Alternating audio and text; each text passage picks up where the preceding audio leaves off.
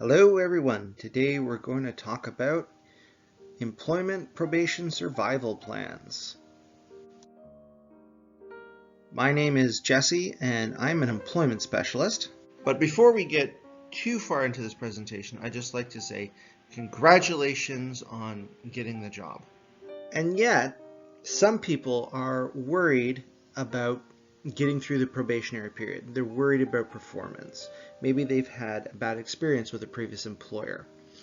Well, there's a great tool that I like to use called the 90-day plan to help out with just that. Now, if you're thinking, wow, that sounds really cumbersome and complicated, don't worry.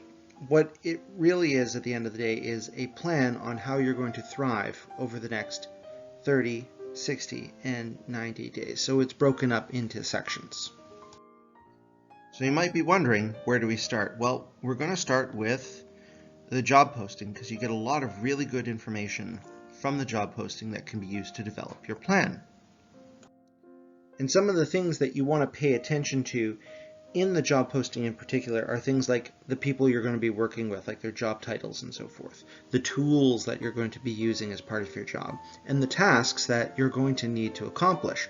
All of this goes into your 90-day plan. So let's talk about the first 30 days. Well, there's a number of things that you need to accomplish in your first 30 days. So the first thing is you got to start to set up your internal networks. Who are you going to be talking with? Who are you going to be working with? Where do you go to get answers, questions, and so forth?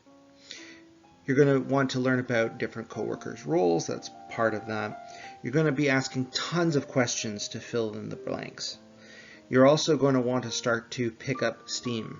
What do I mean by steam? Well, STEAM stands for scope, which is what you're going to be doing, tools, which is what you're going to be doing the scope with, expectations, what do you really need to have delivered at the end, what authority do you have to do these things, so is it authority over others or authorities over specific tasks, and at the end of the day, how will you be measured on these deliverables? Do I only do tasks from the first 30 days in the first 30-day segment? Well, actually, when you start to complete those tasks, you should also be looking ahead to the 60-day tasks and starting those as soon as you are able. And what are some of the tasks that are done within the first 60 days? Well, in this segment, you really want to start to learn the ropes. You want to get an idea of how you're going to do the job. You want to get the understanding of what it is that you're going to be doing on a daily basis and normalizing some of those activities. Think about riding a bicycle, but at this point you're riding your bicycle with training wheels. You haven't really mastered the nuances of the job, but you're gaining an understanding and really figuring out how it works. Because let's face it, after the 60 days, there's no more training wheels. And that brings us to our last 30 days, the 90-day performance phase. In this particular phase, it's performance at full speed. This is the make or break time to get through your probationary period. You should have a fairly solid understanding of the job by this point. You should be achieving all of your planned activities from your 90-day plan. And there's one more thing that you need to work on, which is creating the plan for the next 90 days. So at this point, you might be asking a few questions. What is the best way for me to use the 90-day plan? Well, there's two particular instances that work really well. One is using it during the interview phase.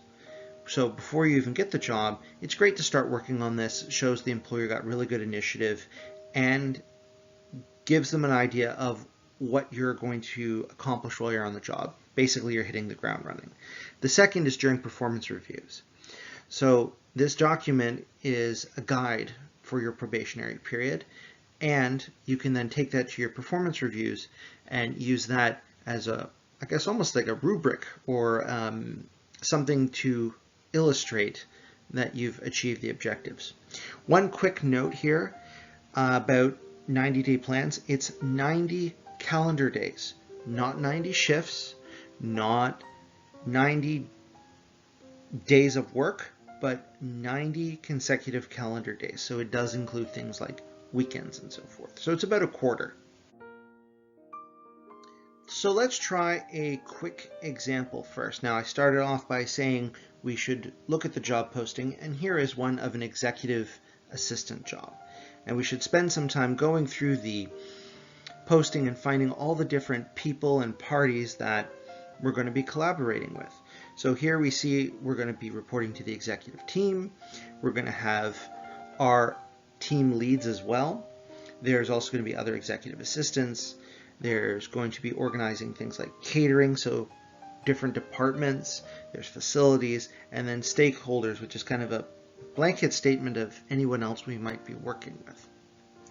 Additionally, you want to go through and highlight all the different tools that you're going to be using on your job. So with executive assistants, a lot of office tools, so things like calendars, place for to prepare correspondence, make presentations, so this implies things like PowerPoint, materials, reports, tracking daily expenses, monthly reports, C-Suite, which is a software that's specifically geared to executive office, filing and database systems, and then projects, which implies a project management system. So all of this is present on this particular job posting. And then finally go through and highlight some of the general tasks that a person is going to be performing on this job. So in here we see a lot of things like general administrative support, organizational support, prioritizing sensitive matters, organizing meetings, reminders, travel expenses, monthly reports, liaisoning, which basically speaks to some level of authority that's going to be given. So that's an important thing to ask questions of during an interview or your boss later on. Correspondence, organizing events. So that also implies things like projects, but it also implies that the projects are more events-based. But I could be wrong depending on the employer.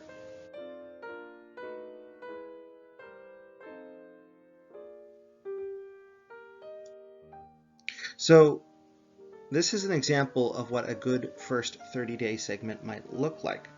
And there's one thing I want you to specifically note about this segment is that it breaks it up into people, tools, and tasks, as earlier discussed.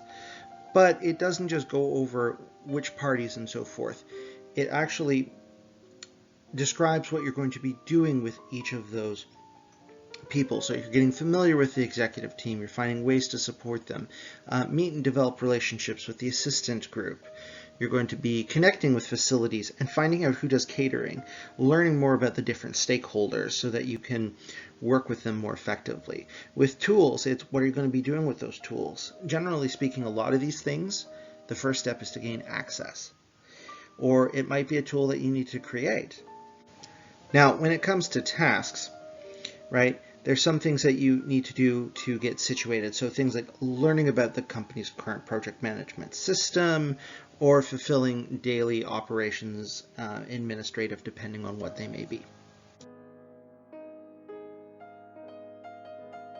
So for the next 60 days, the focus has shifted and it's more on analyzing things, getting familiar with things, figuring out how things work, and starting to achieve some of those more common tasks and starting to move towards mastery. Now for the last 30 days, or the performance phase of the 90-day plan, it's a little harder to have a grasp of what needs to be on here that's not in the 60-day plan. So it might be a project that has been planned in the first 60-day phase and is now being implemented in the 90-day phase. So this is where getting good, solid feedback from your manager really helps. But in this particular area, you want to meet all of the project deadlines that occur during this period, and so you want to get a sense of what they are, so you want to flesh that out with your manager. You want to implement some of the system improvements, and you want to continue forward with all the assigned projects and fulfill the daily tasks. So at the end of the day, again, this is about performance and execution. And the last thing that you should be working on is developing the next 90-day plan. So a beautiful part of this tool is that it can keep going well after the probationary period has ended. So, next steps after you've put together a preliminary plan. Well, you want to take this plan to your manager and have a discussion with your manager about the plan. Find out if you are on the right track. You can also do things like use this in performance reviews, and it becomes a great tool for illustrating the work that you've done. You can also use it later on for asking for raises as a result of good performance, and so forth. In closing, I would like to again congratulate you on getting the job. I wish you the best of success. I hope that this presentation on employment, probation, survival plans will prove useful to you. Also, if you are interested in learning more about interviews because you want to actually use this as a tool for interviewing, please check out our videos on interviewing preparation and questions. We'll catch you next time.